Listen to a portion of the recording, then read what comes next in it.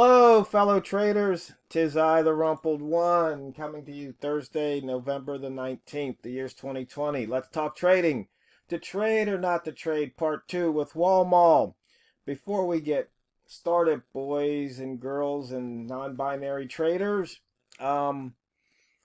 these videos are for educational purposes only, and your results may differ from mine and from Walmal's. Walmal, to trade or not to trade, which one did you do today?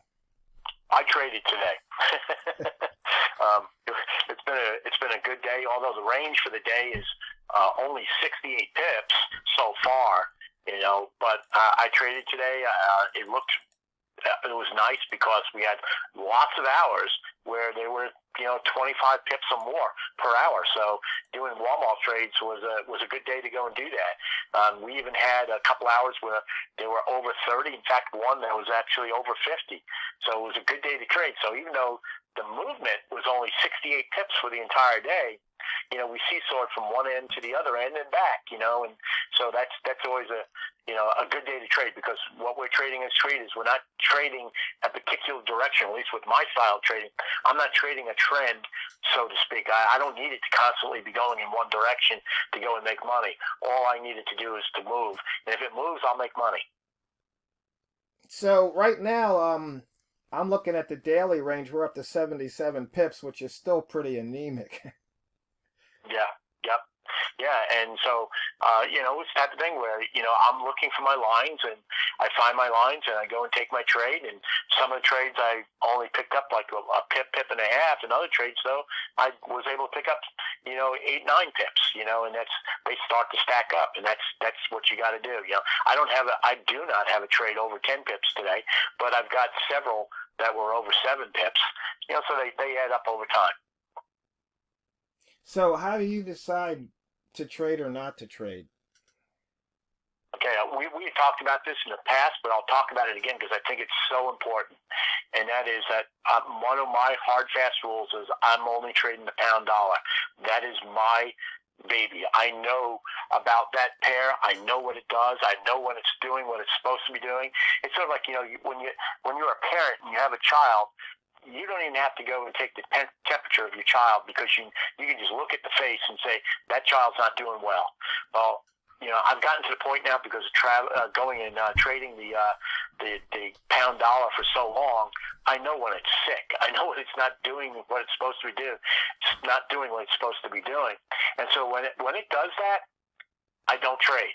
That's rule number one. If it's doing crazy stuff, I don't care if I could have made 1 million pips on it, because it's not doing what I am used to. And if I'm not used to it, I'm going to make mistakes, because I'm not going to go and trade what I should be trading.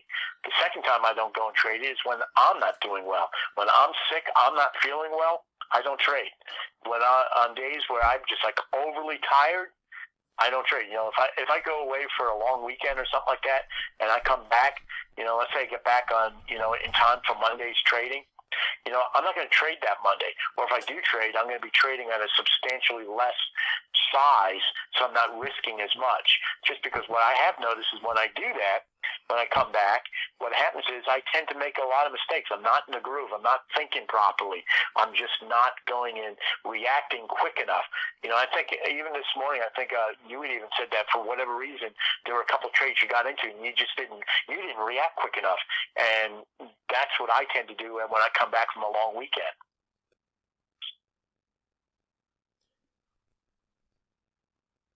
So also, everybody hears me tease you about being an addict, because you just can't stop trading once you start. But you do stop. So which is not trading. So what is the real time when you decide to stop? Because we know you make your 10 pip core, but you walk away with 20 or more pips almost every day. I stopped trading because of a couple of reasons. Reason number one would be like tomorrow I'm going to stop trading pretty early in the day because I happen to be going away for this weekend, and so I'm going to stop early. So I have a hard stop because of family life, and I think that's important to go and keep that in mind because if your personal life is not in control, I don't think your trading life can be in control. So you need to be scheduling things into your life to go and get some rest and relaxation away from charts, more time with your family, more time with the people that you love and want to be around with. Because, if you just trade for the sake of trading, that's got to be a pretty lonely, boring business, because generally speaking, when you trade, you're sitting in a room by yourself with no social interaction. And I truly believe that we as humans have been built to be social animals to a certain extent. Even introverts are built to be social animals to a certain extent.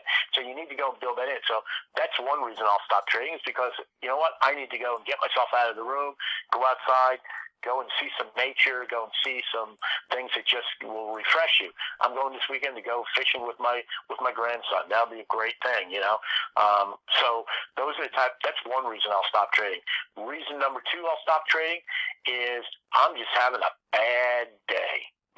And it's sort of like I just seem to be everything I do seems to just be going south on me. And sometimes you just got to go and do yourself a favor and just say, you know what, it's time to kick the bucket and walk away. And I may stop trading only for an hour or two, or I may stop trading for the whole day, depending on what time it is, whether or not I figured out what I was doing wrong, or I figured out, okay, whatever thing that was causing me not to go and read the market correctly has gone away. I may start trading again. But for the most part, in days like that, I'm just going to go and say, you know what?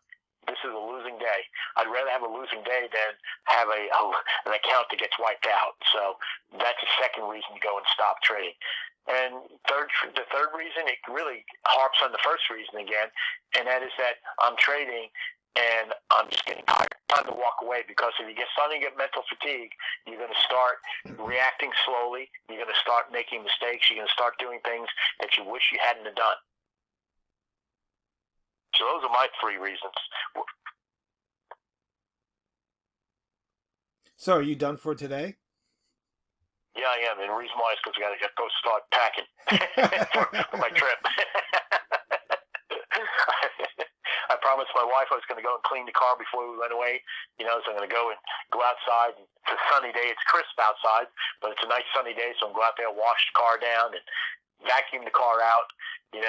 Start and then put all the stuff that we're going to go with, and then start packing that into the car so it's all done ahead of time. So that way tomorrow, the only thing I got to go do is pick up my grandson. Yeah, and we've had there was a couple traders, asking about the semaphore and trading. Maybe you could walk them through how you use the semaphore. Right now, I've got an M1 chart up for the pound dollar, and we just had a 3-ball in that last 1 minute candle. Okay. So what I'll do is, in this particular case, what I do is I look for this 3-ball. Once I get that 3-ball, I then go and look for a break of the low of that on the next 1 minute candle. Look for the break of that low, and sometimes it works, and sometimes it don't. And that's the thing about trading with those 3-balls. But the thing is, what a 3-ball really means is that you're actually having a breakout. So you got to be very cautious with that, because until this thing goes and makes its final high where it's going to be and it's turned around, then the reality is this may very well go higher. I don't know. But I did get a signal to go short here. Now, what I'll do is, in this situation where right now I'd probably be underwater by, I don't know, let me go measure real quick. I'd be underwater by about 5 pips, 6 pips. Now, in the beginning when I was first doing this, I just go and say, you know what, that's a 5-pip loss. Just take the loss and just be done with it. I've gotten better now to go and say, okay, sometimes I'll go and stay in the trade, and I'll go and look for other opportunities to try to average in. I do not recommend you do that right from the beginning, because that's more of an advanced way of doing things. But sometimes I'll go do that. But when I'm doing that, generally speaking, let's say I'm willing to go and risk $1,000 on a trade. Well, when I'm doing that type of trading, any particular trade that I go and take, or any particular deal that I go and take, I'm not risking my full amount in terms of lot size, I'll go and scale that down. So I have the opportunity to go and scale in so that I'm able to go and take those other trades. And so that's kind of what I do. But the other thing I do is, if you notice that on that, if you go back 1, 2, 3 candles ago, you had that big green candle going up, and then in the very next candle, the red candle that's there, that's where the 3 ball got placed. Okay, and a lot of times what I'll do is right there, it's like, okay. A 3 ball means that we're breaking out in that direction. And so what I may do is, in this particular trade, it's actually taken a long at the top of that red candle when I made it 2 candles ago. So I would have been, on that trade, I would have been up 2 or 3 pips, made some money there. But I may have also went and took a loss of 5 pips. So my general outcome on this trade may have been I lost 2 pips. But that you have to go and be quick on your feet to go and do this, because you'll get trade after trade, on this, and you just got to pay attention to it. Hopefully I answered your question. Yeah, because, like on this particular one, the 3 ball went the other way. And so, me, I wouldn't have probably taken that trade, only because it was in the rat zone at the time, the green rat zone. And I don't like shorting in the green rat zone, even though it can be profitable, because you can be coming out of a wick zone like it just did when it broke and it made that new daily low. Right. Yeah, and that's an important thing to go and put out there, because if you are in a rat zone, yes, we've only moved 68 pips on my chart. I think you were like 70 something on yours. But still, we're mid-New York session right now. We're pretty close to mid-New York session. So this thing may not get more than another 10 or 15 pips for the day. We are coming out of the rat zone. So that's one thing. The second thing is, when you look left on that chart, we saved several times when it got into that area of the 20 line, it took off to the upside. Okay, well, that's another hint. Well, maybe that's not really the best trade to go and get into. So you need to go and take those other things into consideration as well. But that's part of trading, part of learning. Again, now here, if you would have gone short, the reality is you would have picked up, probably a pip or so. So it's one of those things where you got to keep your losses to a minimum, and take the profits as you can.